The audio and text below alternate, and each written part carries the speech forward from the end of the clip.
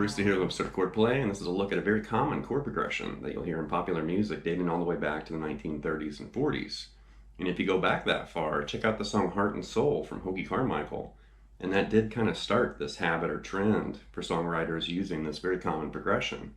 It's known as a 1-6-4-5. And you can find this, in rock music and pop, and there's tons of songs. So here's an image with a bunch of music where you can hear this chord progression in action.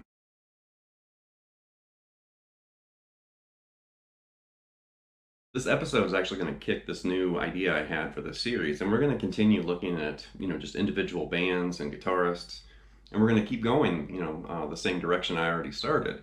But I wanted to add this idea to the mix because now we're really going to get down in the trenches and look at some of the actual things that a lot of these musicians and guitarists, used when they wrote some of these songs and ideas.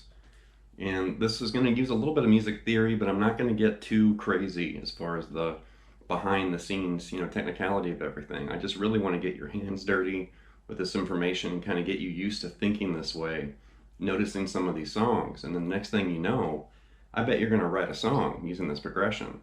So we're going to target the 1, the 6, the 4, and the 5 in whatever key we're in. The 1 chord is going to be major, the 6 chord is minor, and then the 4 and 5 are both major. So aside from the 1-6-4-5, definitely the most popular chord progression on planet Earth is a 1-4-5. So that 1-4-5 is still, in this progression, but we've added the 6th, which is a minor, and that's going to change the tonality. Instead of having 3 major chords, now we have 3 major chords and 1 minor chord, which it creates this change, from all those happy major chords.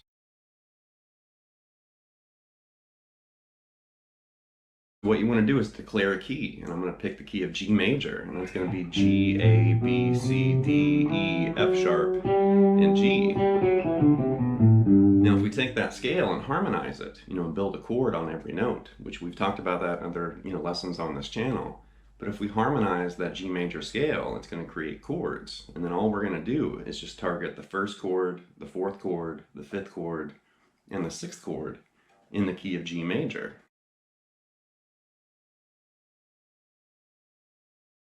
In the key of G, we could use basic open position chords down here. G major, E minor, C major, and D major. Now this has been nicknamed the 50s progression or the Doo-Wop progression, but it's been used in music long after, well beyond the 1950s. But that was the initial nickname because you can hear a lot of doo-wop and 50s, rock songs that use that progression.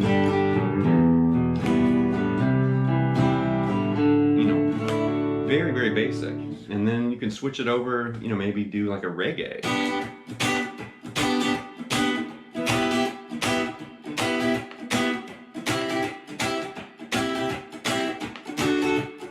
And the same chords, there's G, E minor, C to D. You can flip all this to power chords. Do it however you want. You could do it very basic and stripped down. You could do it rocking and crazy.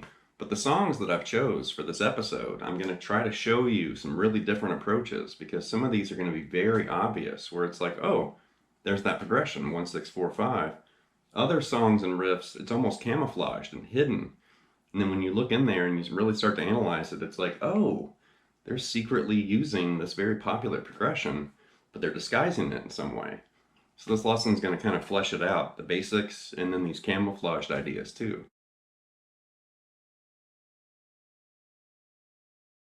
Or with the opening, that was Peace of Mind from Boston, classic rock staple. And it's using this progression in the key of E. So it actually starts on C sharp minor, which is the 6, and then it's going to move to A, which is the 4, then it goes to E, which is the 1, and then B, which is the 5. So they've actually started the progression on the 6th chord, C sharp minor.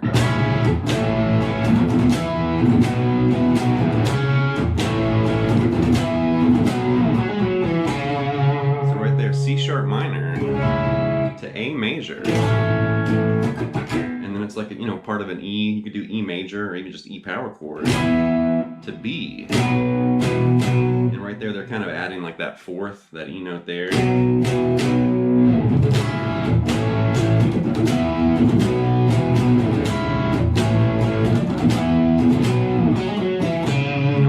classic song. You still hear it on the radio to this day, but it's using that progression. You know, there we are in the key of E, but we're starting on C sharp minor to A, and then that E to B. So that's a good example of what we're talking about here. You know, this crafty 4-chord progression. Now for another classic rock example, check out Tuesday's Gone from Lynyrd Skynyrd, one of my favorite Skynyrd tunes, and you can hear this progression again. Something like this.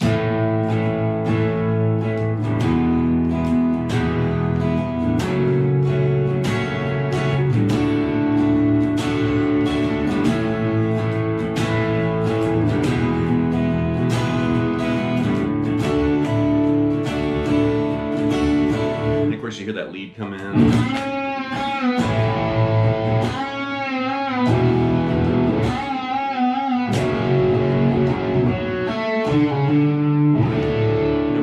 Hear that progression right there. So now we're in the key of A, and we're going to start with the 1, which is A major, go to the 5, which is E, and then the minor 6, which is F sharp minor, and then it ends on D, which is the 4 chord. So now we're doing a 1, 5, 6, 4 progression.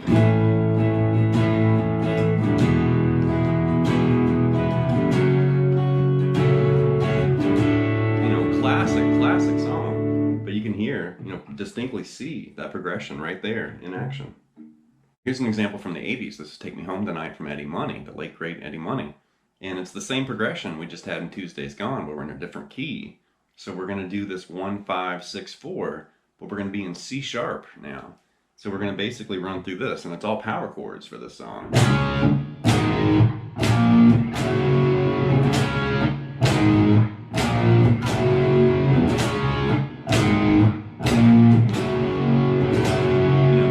Basic raw power chords, but that basically is C sharp major, technically, even though it's just power chords. But C sharp major, G sharp major, and then A sharp minor to F sharp major.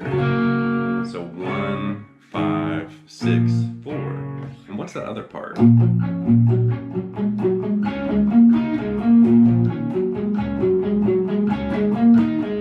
like a B flat minor 6 or whatever right there. That part's really cool too, but the part we're looking at mainly is that power chord riff. And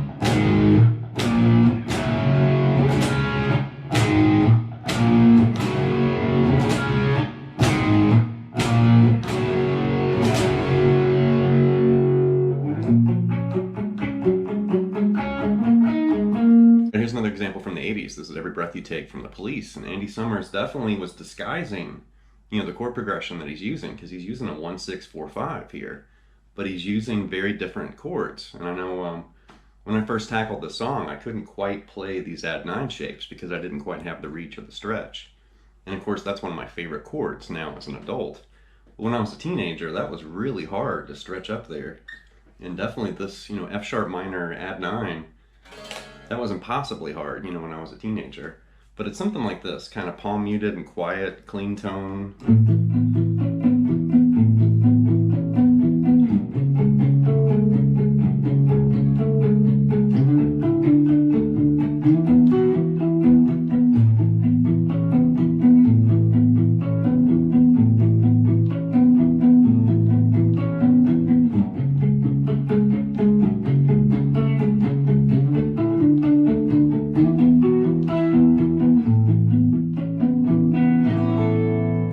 It's basically an A major add 9 for the 1, and then it's an F sharp minor add 9 for the 6, and then the 4 chord, this is D sus2 to D5, and then E sus2 to E5,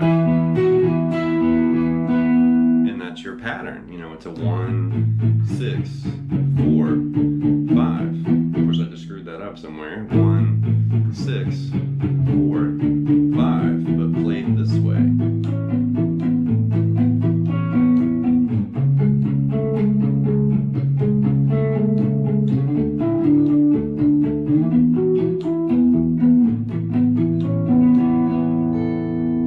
Here's a 90s example of this progression. This is Zombie from the Cranberries, and during the song you can actually hear like different treatments or these camouflaged, you know, areas of the same chord progression. So now we're in the key of G, and we're going to follow this, minor 6 to the 4 chord, which is going to be C, G, which is the 1, and then D, which is the 5. And it's basically like this.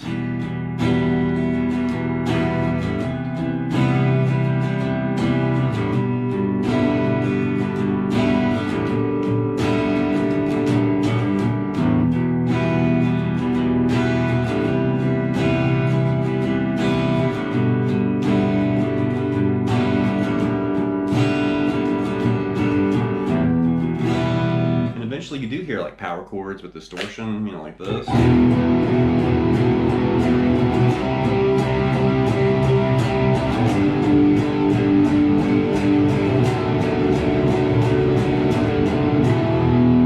But there is something interesting happening with those chords in the beginning. So we're in the key of G, and we're starting with E minor, which is the minor 6. And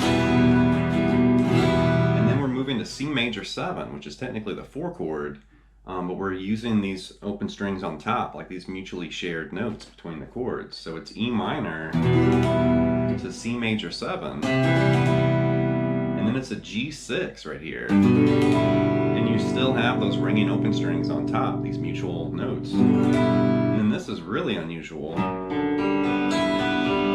So that's like a D6 sus2 sus4 over F sharp, which is really weird. But it's just kind of a substitution for that D chord. But they're doing that. And your ear totally picks up on that, how the chords all share the top. It's just the bottom that's different. E minor, C major 7, G6, and then D6, sus2, sus4. Just so weird.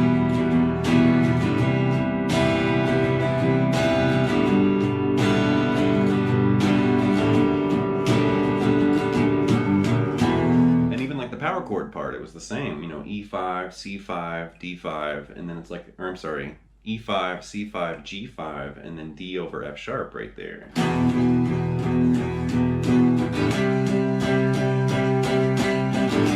Just mimicking the same progression. Really unusual and different though. I always liked that song too. And here's another 90s example. This is Hurt from 9 Inch Nails, and I know Johnny Cash's cover of this song kind of eclipsed the original, but the original 9 Inch Nails version has all these really cool, like spooky chords in the beginning, and then a camouflage 1-6-4-5 progression, during the chorus. So it's something like this.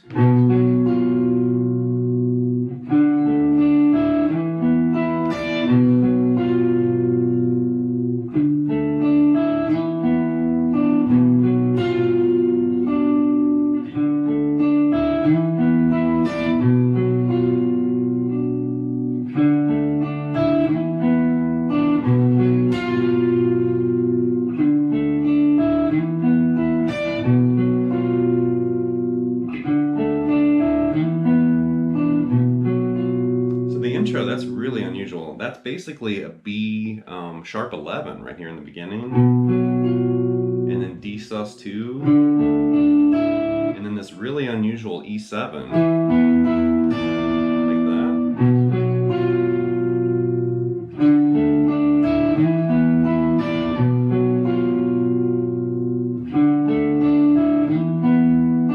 And like the second time there, it's just like this little sliver of E7 right there. Occasionally you hear this B sharp 11, and that note moves down to that D right there. Like that. And then... Now that's not using the progression. That's actually just the opening. And then the chorus is where this kind of hidden chord progression is. So it starts with an A octave right here.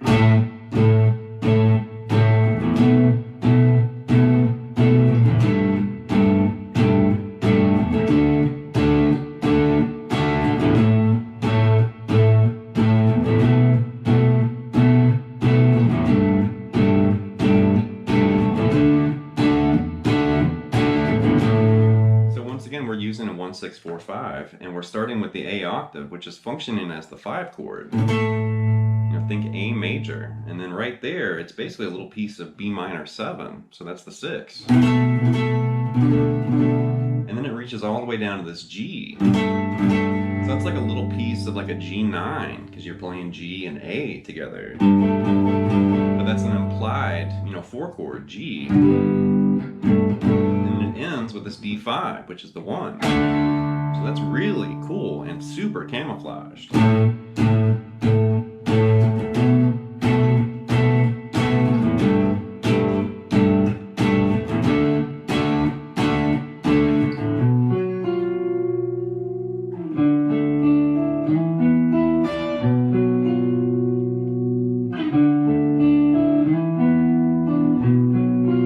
Can't get enough of those opening chords. I mean, that sounds like a horror movie, so cool. That's going to wrap this episode of Chordplay with a look at the 1-6-4-5 progression, which has appeared in, like I said earlier, thousands and thousands, if not tens of thousands of songs.